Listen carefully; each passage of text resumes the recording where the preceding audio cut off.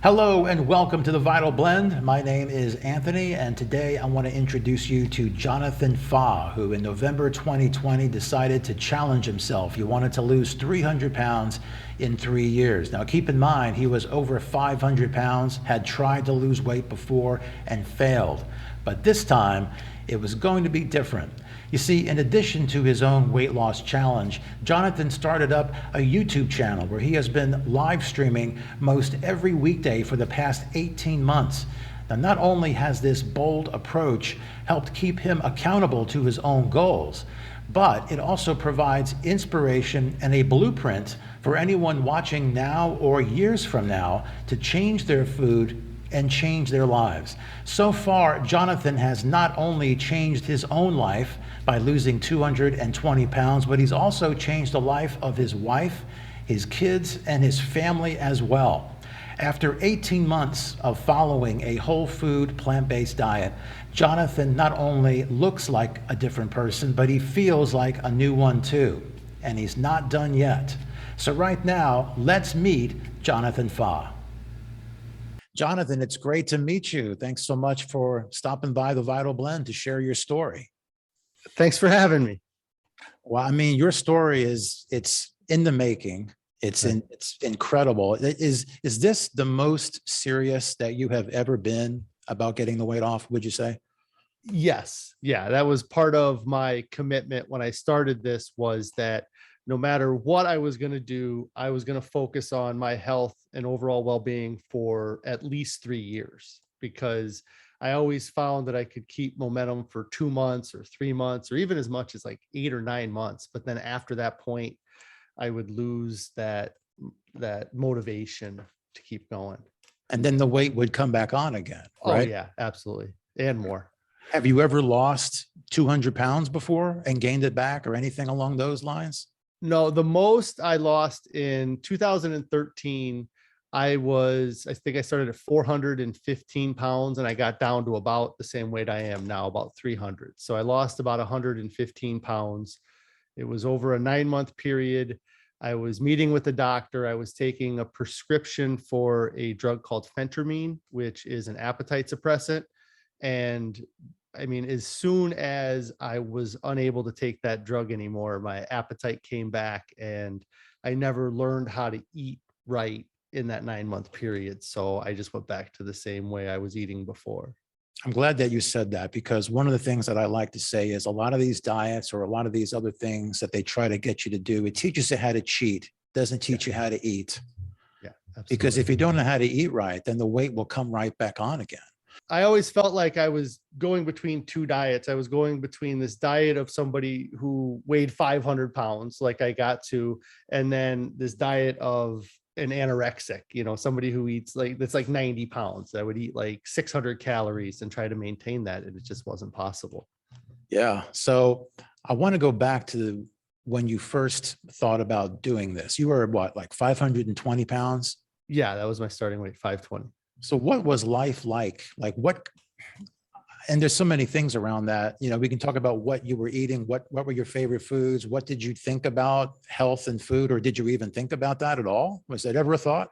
No, I mean, every day I woke up and in my mind, I was like, okay, today's going to be the day, and then by the time I got to work, I drive by 5 fast food restaurants and I'd stop at one of them, and I wouldn't even make it to 9 a.m. before I, kind of broke my diet. Or I would always say, okay, next Monday or after this weekend, I always kick the can down the road, putting that problem for a future version of me.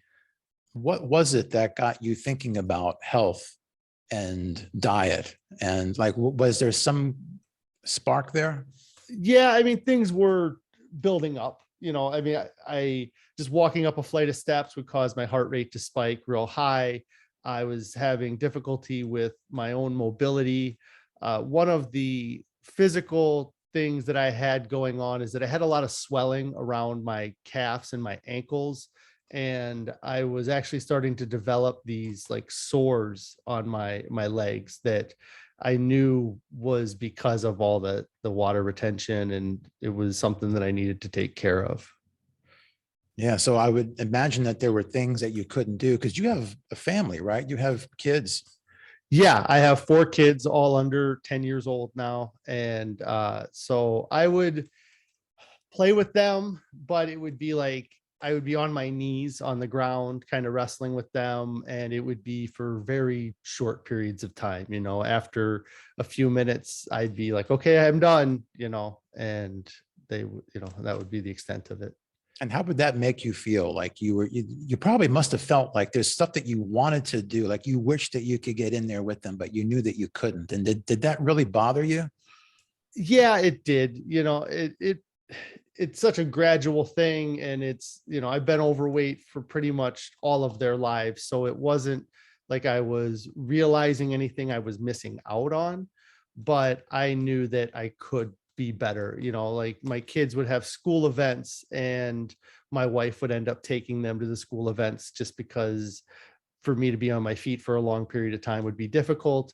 And also, my kids go to the same school district that I went to. So I would always run into people from high school because they have kids similar ages to mine. And it would be embarrassing to be that big and have to talk to them and face that.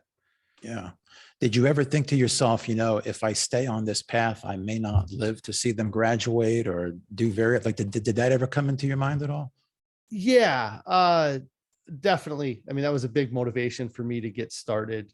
Something I kind of always talk about is that me and my wife always kind of talk about how we want to grow old together and watch our grandkids grow up. And now I look back on that, and every time I said that, it was just me trying to maybe visualize that happening in my head like it was a potential thing that was going to happen, but it was never really going to be a reality, because at 500 pounds, the chances of me living to my 60s to see my grandkids, it was not likely. Right. Right. And you had said before that you had tried and tried, but it never worked. It didn't stay off. Yeah, I mean, I a lot of times tried the calorie in, calorie out, the restrictive diets. Yeah. And something I've said in the past is that I always felt like if I could figure out how to eat like somebody who's 200 pounds eats, that I would eventually be 200 pounds, but I could never figure out how to eat that way and be satisfied. What got you to the point where you said, all right, I'm going to start a YouTube channel and I'm going to document everything? Because that's putting yourself out there, knowing that you have failed before, to say, now I'm going to go public and I want everybody to see me trying. And also, from what I understand, you didn't even know what you were going to do exactly, right? You just knew No, that you were going to fast. I knew I needed some form of accountability. I couldn't rely on myself to be accountable, because like I said, I would start in the morning, and by the time I got to work, I would be already off my diet. You put your family in a position where, like, I would talk to my wife, and many times I would be like, it's not even going to be a real thing unless I tell my wife, because I wouldn't mention it to her, because I didn't want her to get excited that I was going to actually be doing something, because I know it was very taxing on her to see me so unhealthy. And your family will hold you accountable to a certain extent, but after a while, after 2 or 3 times being like, hey, don't do that, or you think you should be doing that, they're not going to keep doing that, because they don't want you to be mad at them. And so my biggest reason for starting the YouTube was to create an accountability platform outside of myself. I actually felt like doing meetings was helpful. Like, I'd done Weight Watchers in the past, and it is a weird thing, but if you're a guy and you've done Weight Watchers before, it's really not a great environment for men, because you lose weight very rapidly early, and it's a weird thing. And then when I was meeting with that doctor taking the phentermine, we also did a weekly meeting where it was like a support group, and I really enjoyed that, like being able to talk about what was going on. And I looked forward to going to that meeting on Thursday night, and it kept me kept me on track, or kept me on diet. And so a big reason was just to create an accountability platform for myself. Right. I could see how that would help. And how quickly did it take for you to start making videos to where you felt that love coming back? Like, was it a quick thing? Because I know you got to build a channel, you got to get people to watch. Yeah. Um, so what I've always kind of kept in my mind is that regardless of whether or not people are watching me live or they're watching my videos, I need to hold myself accountable to not just the people that are seeing me now, but with YouTube, that's on there forever as long as I want. And so if somebody doesn't find out about my channel till a year and a half in, or 3 years in, or 5 years later, I want them to have something that they can see a complete story, because a lot of times you can search different diets and you can find people that, hit the ground running and they're going to do all this stuff. And then a month in, they just disappear and you have no idea what happened to them. And for Right. me, I wanted to create this journal of of kind of a video log of this snapshot of 3 years and me attaining my goal in that time. And that takes a lot of guts when you consider how you didn't know exactly what you were going to do, but you knew that you needed to do it and you held yourself accountable before you even knew what your plan was. Right. Right. Going in, I had a couple goals in mind. I was going to start with a long extended fast, but the main goals was that I was going to focus on my health for 3 years. And I challenged myself to lose 300 pounds, which is a lower weight than I've ever imagined myself getting to. Many times, if I was 320 pounds, I'd be like, okay, I just want to get under 300. Or when I was 400 pounds, I was like, okay, I just want to lose 50 pounds. And those are great goals. And I actually did a really good job attaining those goals. But as soon as I hit the goals, that motivation ended. And I look in the mirror and I'm still a really overweight person. And for me, I want to, like I said, I want to see my kids grow up. And in order to do that, I need to get down to the low 200s. And so that's why I challenged myself to lose the 300 pounds. And so far, you're about a year and a half in, right? Right. So the beginning of May was the 18-month mark that I've been doing this. Yeah. And you've reached. I'm 300 pounds as of my 40th birthday, which was May 5th. So I've lost 220 pounds. That's just amazing. And I bet you feel really good about doing that too, right? Oh yeah, everything is improved because I've lost the weight. I mean, just every aspect of my life is better. And I want to get into that in just a little Yeah. bit. But first, I want to find out, why was it that you chose going with the fast? What was the appeal of the fast? I knew that my diet was awful and that I needed to have a complete reset of everything that I was doing. And I had watched a lot of videos about water fasting. And in 2019, I actually had done a water fast for 30 days, following a guy on YouTube, his recommendations and things like that. But I never had a plan. Like, my idea in my head was that, oh, after my fast, I'll just do keto because that's what all these other people that are recommending fasting are doing. And I lost a lot of weight in that 30 days, but then within 60 days, I was probably back up to my starting weight because I just didn't do it right. And so for me, I chose fasting because I knew it was going to be the fastest way to lose a good chunk of weight, and it would give me a chance to reset everything. So you kind of went with something that you knew would work initially. It was just, what am I going to do afterwards? Right, To keep exactly. the weight off, right? Yeah, yeah. You went, what, 40 days? Yeah, it was 1,000 hours is what I ended up doing. So 1,000 it was hours. like 42 days or just under 42 days. Yeah. And there was no doctor involved in any of that? No, I didn't involve a Okay. doctor. I mean, yeah, because sometimes people may see this and they may think, oh, I can do that too. Or maybe so. What would you say to someone, though, that is thinking about doing a fast? I mean, I would tell them, look, if it's longer than a couple of days, you may want to see a doctor and that's what people do normally. They go to a doctor, a place like True North, where they keep an eye on you and all that, So what do you say about that? Yeah, I would recommend seeing a doctor, especially if you have any underlying health issues and you don't have to go as long as I fasted either. Like, I did that because I had it in my head that I had to do that. And really, I think that if you went a few days and you use that as an opportunity to do that reset, you could do it in a shorter period of time.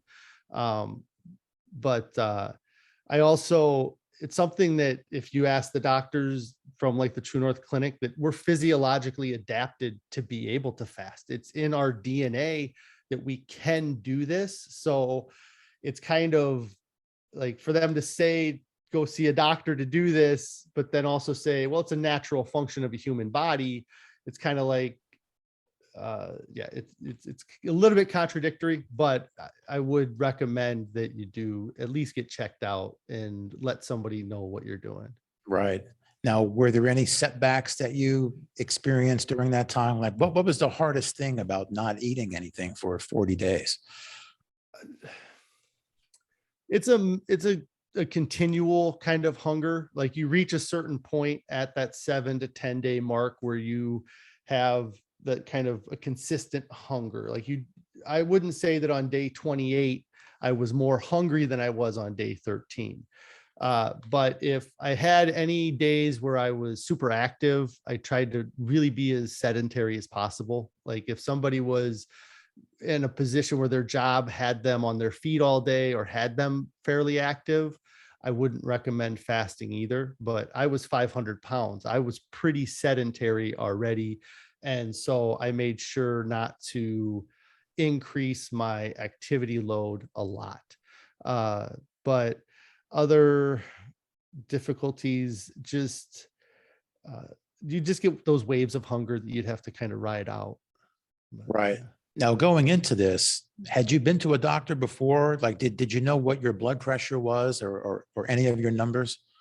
Not like right before. I every time I'd ever seen a doctor, like in 2013 when I did the phentermine and met with the doctor, um, all my blood work was always good. Like I had never had any odd blood work things except for maybe like a low vitamin D, which is pretty common. But I did not see the doctor until after I had fasted and refed for a couple months. I saw a doctor. Over that period, while you're fasting, I would imagine you're trying to see, okay, what am I going to eat when I do start eating? And so, how did you come upon the whole food plant-based way of doing things? I don't know. It was kind of, I mean, I go and research where every good researcher researches, and that's YouTube. And so I was looking up different things that people were doing. And I had seen the one video that sticks out in my head was there's Well Your World is a YouTube channel, and he had done, I think, a 7-day fast at the True North Clinic. And it just was like in that time period that I was searching for fasting things that I found this video. And a lot of what he was saying in his video was resonating with how I was feeling.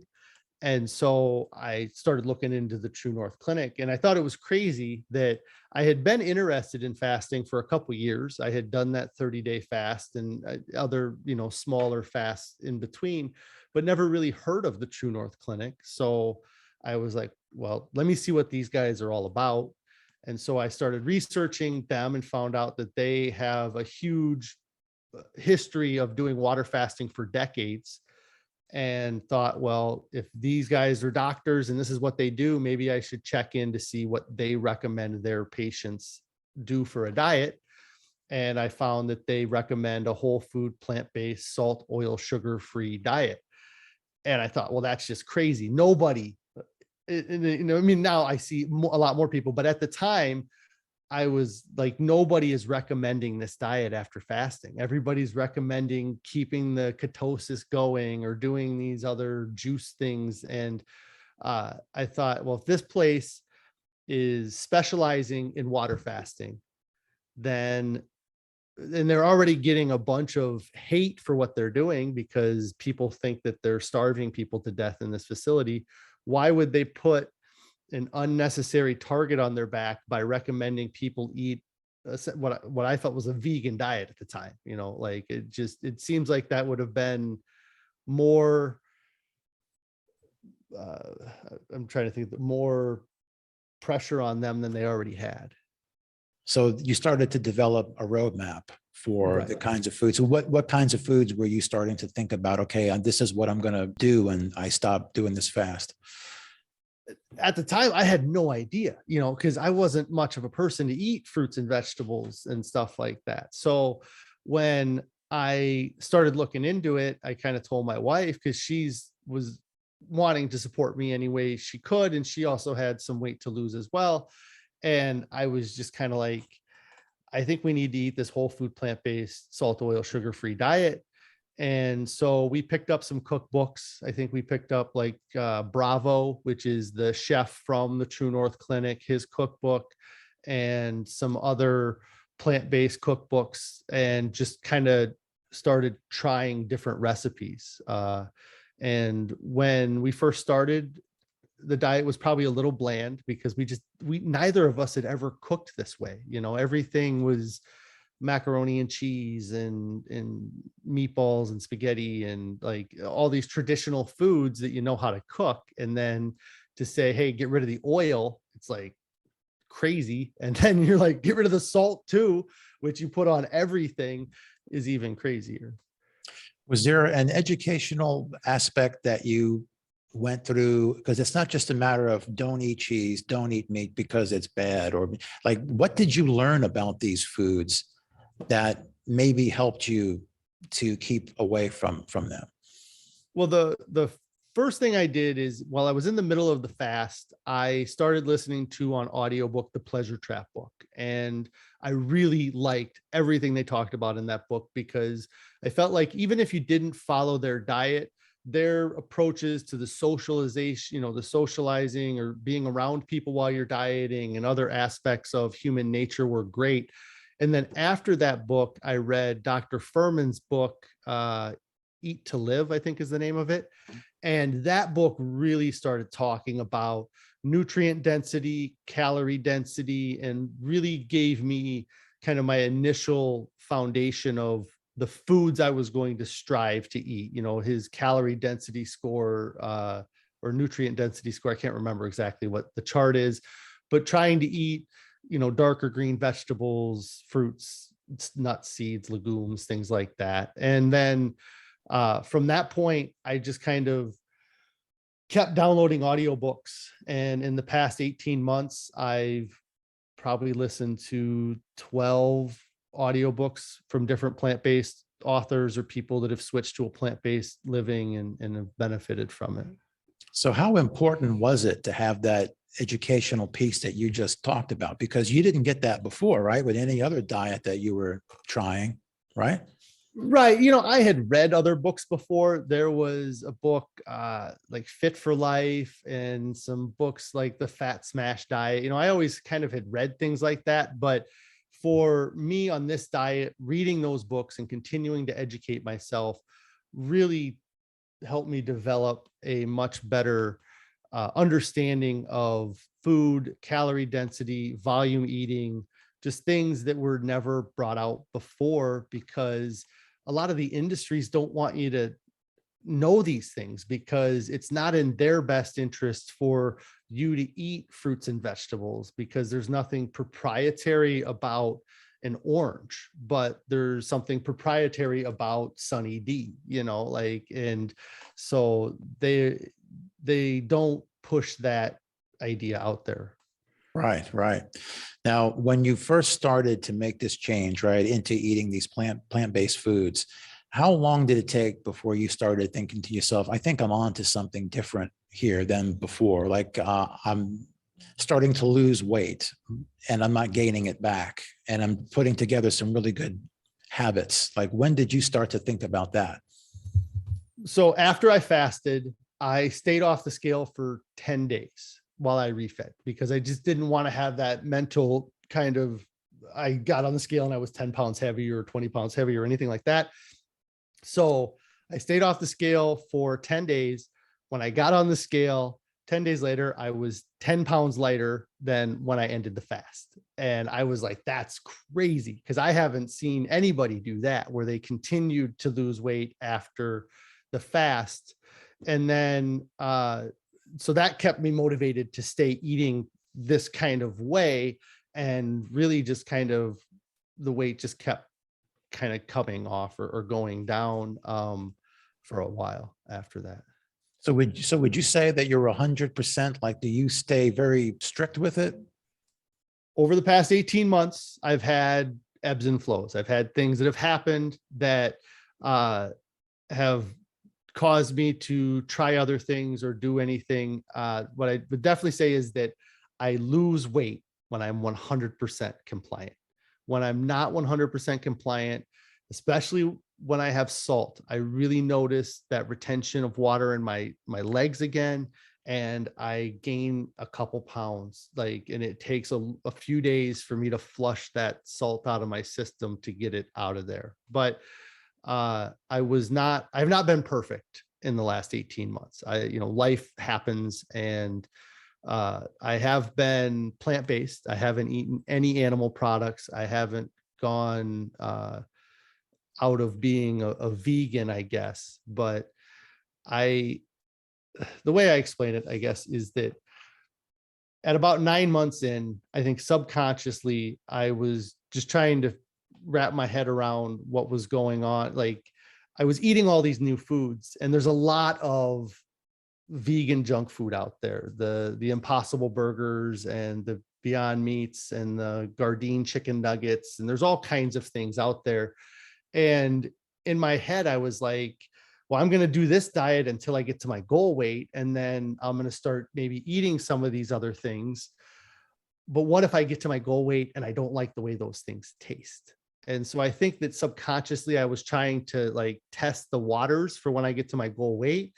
And then it was about 5 or 6 months ago when I kind of reset the switch and was like, I'm never going to eat those things again. Like, I don't need to have any of that processed stuff the rest of my life. I don't, if it's all I have or if it's what is in front of me, then maybe, but I don't need to eat them anymore, And so it was something that I kind of had to go through that period to realize that it wasn't worth it.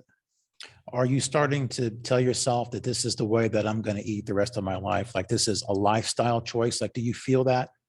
Yeah, 100%. I feel like that as long as I continue to eat this way, I will get to my goal weight. I will be the weight of a healthy 6 foot tall male at some point, even if I didn't get to it by the 3-year point. That eating this way is what's going to get me to a healthy weight, and it's very doable. I mean, it seems so difficult from the outside, but once you're in it and you're doing it, it's so much more obtainable than you realize.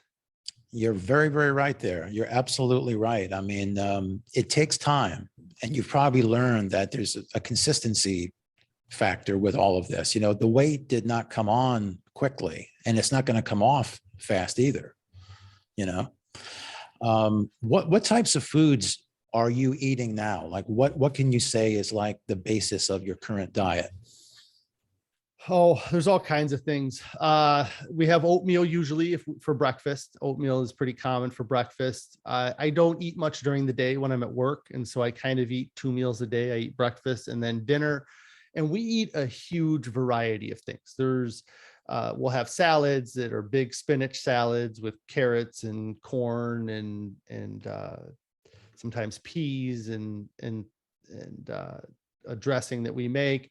Or sometimes I'll have, like last night, I had potatoes with some sour cream sauce that my wife made from sunflower seeds, or barbecue sauce that we've made. Rice. I used to hate eating rice. Like, if I went to a Mexican restaurant, I would get a double side of beans instead of rice because I just didn't like rice at all. Now I eat more rice in a week than I had ever eaten in my life previously. But a huge variety of food too. We don't sit there and just have one thing and kind of mono diet anything. It's all of my plates of food are usually really colorful. I think a lot of times people think, well, if I can't have meat and cheese, then what am I going to eat? I mean, but then you're telling me about all the stuff that you are eating. Did you ever think like that? Like, if I don't eat meat and cheese, like, I'm going to starve? And now you think about that and you go, what was I thinking? Because there's so much food, like there's more things to eat than you could possibly eat, really. Oh yeah. I only gave up like 4 things. Like I gave up the 3 main meat products and then dairy. And then I added 20 different things. I had never had a lentil before. I had never eaten garbanzo beans or chickpeas or whatever. Uh, and there's so many other things that I just hadn't tried because I didn't know about them, or and really I have a much higher variety in my diet than I used to have. Yeah, it sounds like it. And I was going to ask you if there were foods that you appreciate more now, like your taste buds are changing, so that's one of the nice benefits is that you start to appreciate spices and foods and the natural flavors, right? Oh yeah, absolutely. The biggest example other than rice, I would say, is cucumbers. I hated cucumber. Like I would eat pickles all day, but I wouldn't touch a cucumber. And now when we make our salads, we usually put cucumber in them. It's my favorite part of the salad because it gives us this a huge amount of moisture and it's like this pop every time you eat it. And yeah, you definitely notice the flavors of things. Celery, I eat more of that now. I used to not like celery. And I can, like, even this morning, my wife made our oatmeal. And as soon as I took a bite of it, I was like, "You changed something in the oatmeal this morning." And she's like, "Yeah, we didn't have lemon juice, you know?" And so like I can definitely tell everything that I'm putting in my mouth. I can taste the flavors. You had talked earlier about how your life has changed. Um, Beyond the pounds that you have lost, how have you felt? Like, what has this done for you in other ways? I mean, the biggest thing is my mobility. You know, like I used to not be able to cross my legs, or like to put my left leg up on my right knee. I used to have to grab my pant leg and put my leg up. So I couldn't hardly tie my own shoes. I would just kind of leave them loosely tied. Uh, Doing stuff around the house. You know, yesterday I was out in the yard for 5 hours doing yard work that I would have just in the past done the bare minimum or had spread it out over a few days instead of just getting it all done at one time. Um, and Something I've actually talked about a lot in the last few days for whatever reason is going to the bathroom was really difficult at 500 pounds. It's just something that you don't really think about unless you have to deal with that. But like reaching those areas is difficult. Now it's not been a problem. I used to break toilet seats all the time at my Wow. house. I don't do that anymore. Um, and yeah, really it's improved every part of my life. My daughter uh was in a rec league soccer, and for their last practice they had a thing where the parents kind of played against the kids, and I wouldn't have been able to do that 2 years ago. I would have probably sat at home instead of gone and played soccer with a bunch of kids, you know. So it's definitely improved everything. That's what I was going to ask you is about the effect that it's had on your family, because we don't live in a bubble. You're doing this amazing transformation and people are seeing this. So what's the effect been on your family, like your wife, let's say? Yeah, well, I mean, she switched over to this diet. She's lost like 60 pounds since eating this way too. And we're not going to the gym. It's been on our plate that we've lost this weight. And so she's seen that benefit. Her parents have actually switched over to this way of eating, and they absolutely enjoy the benefits. My mother-in-law had real bad arthritis in her hands, and she's seen relief with that. And so they've had improvements. My kids are eating this way now as well, or they're not eating quite this way, but they eat a plant-based diet. And then we kind of throw some food in there because they don't try every meal, or they don't like every meal. So we got to make sure that they get some food in them, but they are vegans now. I guess my kids are always asking if that food's vegan or if they can eat this thing or that thing. And so and my son used to have, or he has what lactose intolerance. In kindergarten we had to get a doctor's note to send to the school to say, hey, you know, don't give our kid any milk with the lunch they get. Now we pack their lunches because it's impossible to get a vegan lunch for the kids, but his health has improved. My daughter said that she used to get stomach aches a lot, and now she doesn't get stomach aches anymore. And just overall, they have, I think, from what I can tell, their health has improved too because of this. That's really great to hear. You know, it really breaks my heart to see kids getting an early start, like, you know, at 2 years old or at a, you know, like a McDonald's or something, and they're just eating a lot of fast food, a lot of junk food. And part of the attitude is, well, they're kids, you know what I mean? But the way I see it is they're getting an early start on getting these cravings that can turn into things that could lead them down the road that you were on. Oh yeah, I was the fun dad. I would stop at a gas station on the way home and I would have a bag of candy in my hand when I came in the door, and I'd be giving them candy when I got home. And uh, it was probably 3 months into eating this way that my wife was making a meal for us, and then she was making kind of the same stuff that we used to make for our kids. And about 3 months in, we kind of had a conversation and we're like, if we really feel like this is the healthiest diet for us, that it's giving us the best chance to live a long and healthy life, then we aren't doing our kids any favors by feeding them this junk food still. And when they get older and they move out, they'll have to make their own food choices. And if they start to notice that they're getting overweight or they're having health consequences, we gave them a blueprint for how to get back to a healthy track. And that's all we can do while they're in our house. Exactly. I think that's a great way to look at it. You know, you can only do but so much, but you can be a really good example, you know. Now, what about to the rest of your family, like your brothers or sisters? You have those? Yeah, I have 4 brothers and a sister. They my younger brother is actually been the one that has more closely adopted this diet, and he actually was vegan before I started this. He had been eating a vegan diet since the beginning or the end of 2019, so about a year before I started doing this. But it wasn't a whole food plant-based diet. He was buying French fries from McDonald's, eating bags of chips, things like that. And he's the one that I kind of am around the most because we work together. So he is doing better at switching to this diet. But it's difficult because his family doesn't really want to switch to this diet. And but over time, I think that especially as I get closer to my goal weight, I'm hoping that they kind of realize that maybe this is something that they should look into more. My other siblings, I guess.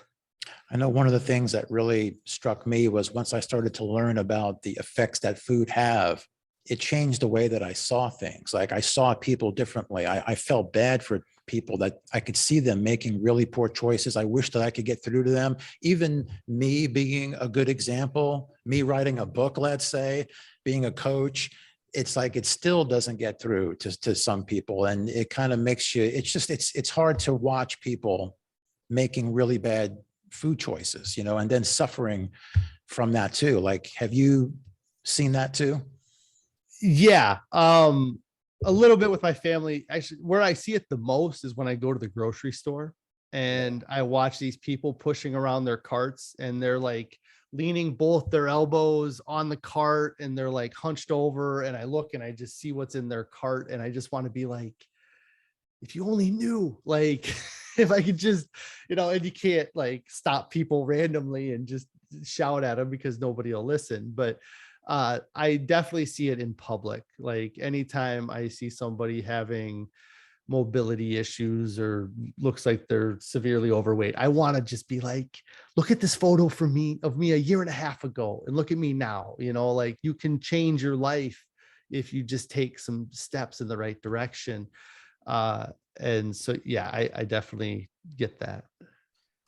I guess for yourself too, it must feel good when people say to you, Jonathan, you look like a different person. You're looking better because you do look great now. I mean, much, much different than when you got started not that long ago. I mean, how does that make you feel when people tell you how great that you look and everything? How does that push you to stay on this course?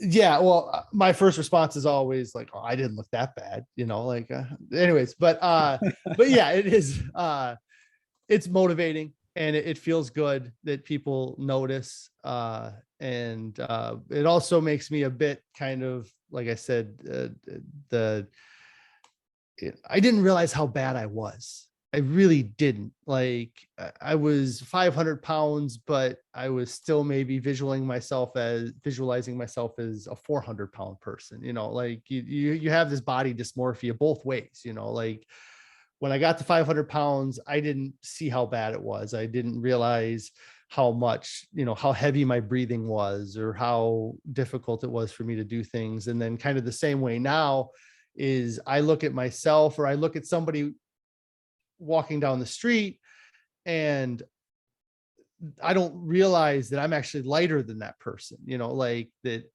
I don't think I look that skinny, and so it kind of works both ways. But it is awesome to have people make the comments and to point it out. Did you at any time think, you know what, I'm going to get surgery to kind of just cut some corners here? Yeah, I mean, that was something that from the time I was 20 years old, I was over 300 pounds pretty much that whole time. Like, that was my minimum after I actually probably 18.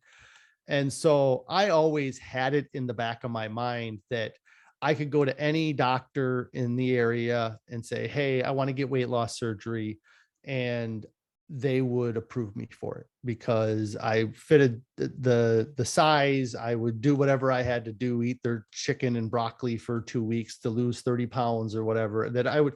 So I always knew that I had that as a backup plan, but I never wanted to do that. And so that was a part of me starting this channel, was kind of like, this is kind of one last go. If I don't get it figured out, then I got to do something. And surgery would have been the next option for me.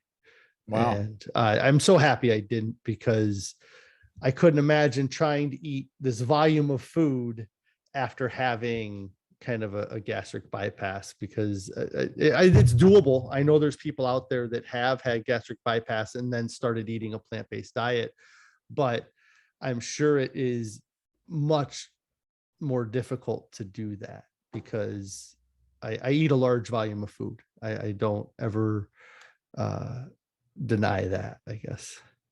Yeah, or you could have had the surgery and then not known how to really eat, which happens with a lot of people, is they go back to eating a lot of these high calorie foods, the fatty foods and everything. And that's even more of an issue because they put the weight back on again. I actually, more so on my wife's side, is that she's had a few of her cousins, uncles, aunts that have gotten gastric bypass surgery, and it's like a 50% success rate. Like, half of them have lost the weight and kept it off. The other half have lost a bunch of weight and now are getting closer to that weight that they were when they started. You find ways to get those calories in, and so I've seen that kind of success and failure kind of in real time with them as well. Have you found that the weight is coming off less easier now than it was at the very, very start? Oh yeah, absolutely. I mean, it slows down. I mean, Yeah. when I fasted for 42 days, I lost 90 pounds in 42 days. And so, like, that first week, I Wow. lost over 30 pounds. I lost over 30 pounds in the first 7 days. And so Wow. it has slowed down. But like I said, when I'm on diet, it's still pretty consistent that I can lose a pound a day, or a pound a week. I mean, and sometimes some weeks it's more than that, but it slowed down. I knew it was going to slow down, and I don't work out a lot. If I went and hit the gym for 45 minutes or something every morning, I could probably push my weight down more, but I try to get my activity playing with my kids and doing yard work and stuff that's a little bit more enjoyable than standing on a elliptical machine staring at a wall. Um, Right. so, So um, how much weight are you, let's say, losing on a week to week basis now, you say? it varies, but I would say it's a pound or two a week on average. I mean, I kind of leading up to my 40th birthday, I did some couple day fasting here and there for the kind of 2 weeks leading up, and I lost 15 pounds in 2 weeks. You know, I went from at Easter, I was 314 pounds, and on my 40th birthday, I was 298. And so I can push it if I want, but then I have to suffer that kind of consequences for the following 2 weeks. You know, like I haven't lost any weight since my birthday because as soon as I started eating again, it kind of my body leveled back out. But yeah, on diet, it's probably 1 to 2 pounds a week Okay. consistently What since the about, beginning of 2020. I was 336, and so in 5 months I've lost like 40 pounds. okay, it's great. That's great. What about the skin issue, like in terms of loose skin? Have you had to deal with that much at this point?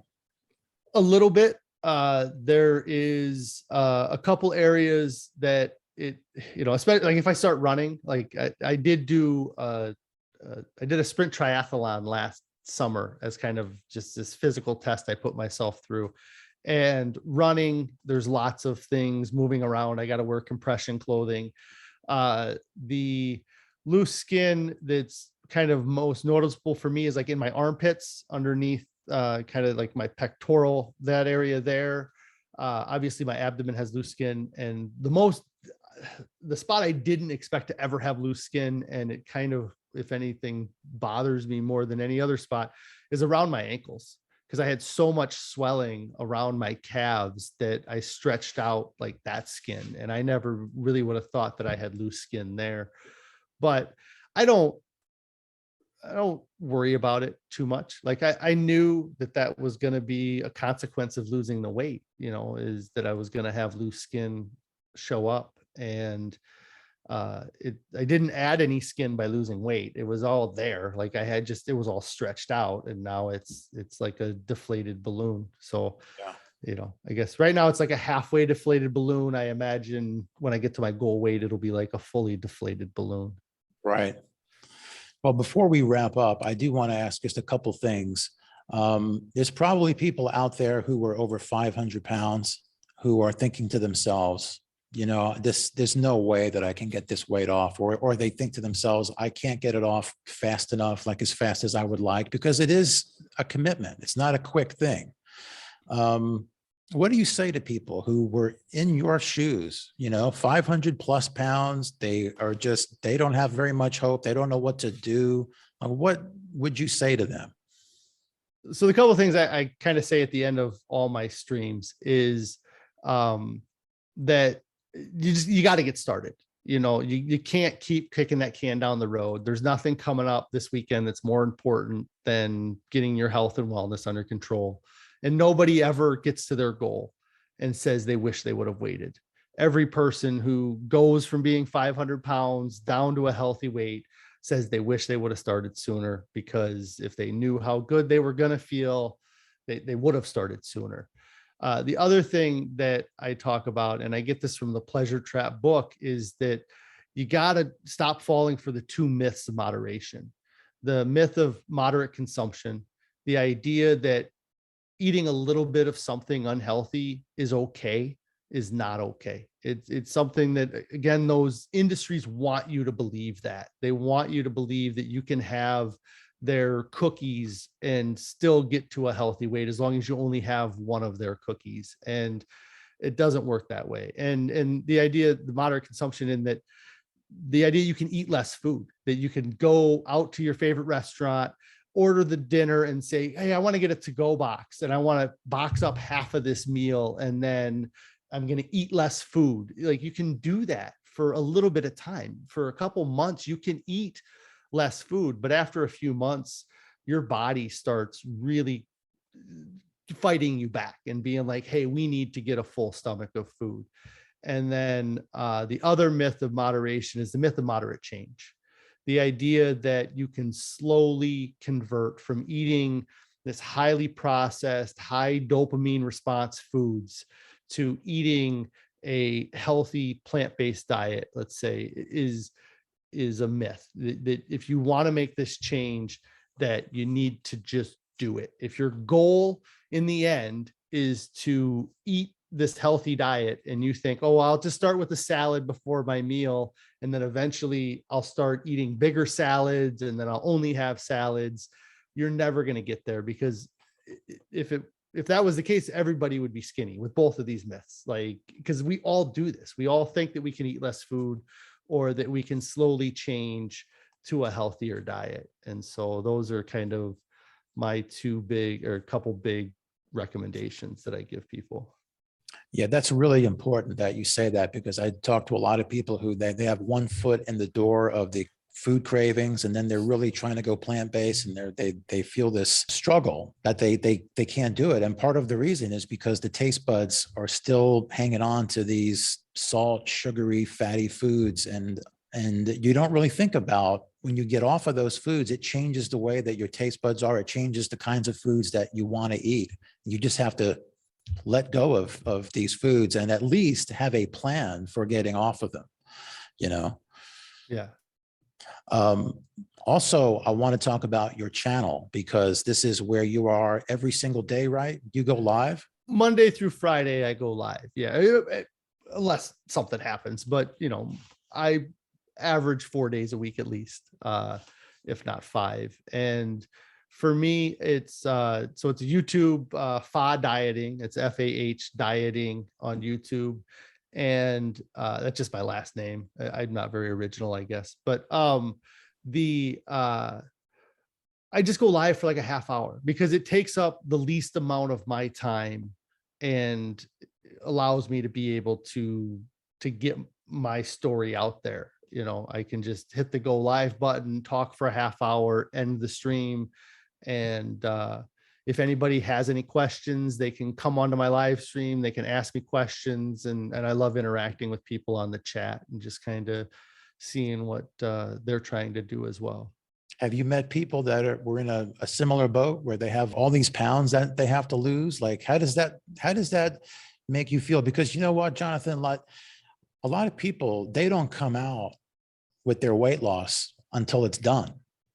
So we're kind of getting to see something happening while it's happening. And so that adds a whole nother thing to it. Now you've got people that are maybe following along with you. I don't know if you've got any of that, or people that are in a similar boat and they're looking to you to see, what is this guy doing? Because that's what I want to do too. So how does that make you feel to know that now there's people that are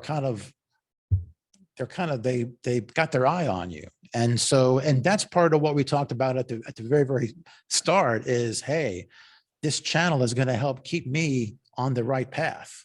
Is that, so that's what you're seeing? The huge part of it's the accountability. I can't make anybody stick to their diet at home. I get people, especially early on, I had a lot of people that would talk about doing fasting, and I would encourage them on their fasts and, wish them luck with what they're doing. But at the same time, I would be like, you need to be looking into a plant-based diet after you fast, And so, if they took that advice or not, that's up to them to take that advice. Like you said, I'm doing this kind of in real time, or it's as I'm going through the process. And I feel like that's something where I just haven't seen that much on YouTube or anywhere on the internet either. There was 2 different kinds of videos I would see. I would see the people that would start off, like a rocket ship, and they were going to be like, all right, I'm going to post 2 videos a day. I'm going to eat a 900 calorie diet or a 1200 calorie diet. I'm going to go to the gym for 6 hours a week. And they would burn themselves out really quickly. And then the other things I would see were these success stories that happened after they had done everything, that they had eaten this way, or they had gone to the gym, and they're telling their story in hindsight. And you can get a decent picture, but you're missing some things, like if I just did this diet and then 3 years from now I was at my goal weight, people wouldn't necessarily see that 6-month period between 9 months and 15 months where I was stalled. Like I just was not doing the right things. And I got injured. I tore my distal bicep tendon. And so that's the tendon that holds your bicep to your forearm. And so I got injured in the end of July last year. And so that kind of sidetracked things, like I was even more sedentary because I lost the complete use of my left arm. And that wouldn't probably have come out if I was just telling my story in hindsight. You wouldn't see those struggles that I've had. That's all good stuff, Jonathan. That really, really is. And I wish you the best. You're doing great. You're looking great. You got what, like 80 or so pounds left that you're looking at? Yeah. 80 pounds. I mean, that's, loose skin aside, I would honestly love to see 200 pounds, because 220 is still at the top of the overweight category for somebody my height and size. But yeah, 80 pounds is my next goal. Yeah. Well, you are definitely an inspiration. You've accomplished so much. You're a great example, not just to everybody out there, but to your own family, which is important, extremely. So thank you for coming on. Thanks for sharing your story, and we will keep up with you and see how you're doing. Yeah, great. Thanks for having me on. I'm glad I get an opportunity to share my experience.